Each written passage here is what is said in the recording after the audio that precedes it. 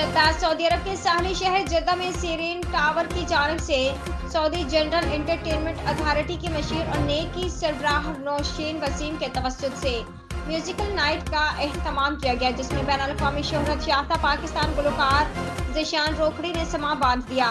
तफसीलात के मुताबिक सऊदी अरब के साहली शहर जद्दा के मुकामी रेस्टोरेंट अल-कबा लाउंज में सीरीन टावर मुल्तान की जानिब से सऊदी एंटरटेनमेंट अथॉरिटी की मशीर नौशीन वसीम के ताउन से पाकिस्तानी म्यूजिकल नाइट का एहतमाम किया गया। म्यूजिकल प्रोग्राम में बैन अल-अक़वामी शोहरत याफ्ता पाकिस्तानी गुलकार ज़ीशान रोकड़ी को मदऊ किया गया।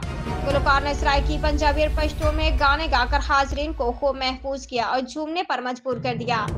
तकरीब में मीडिया नुमाइंदगान, सियासी समाजी शख्सियात के अलावा सऊदी अरब में मुकीम पाकिस्तानियों की बड़ी तादाद ने प्रोग्राम में शिरकत की।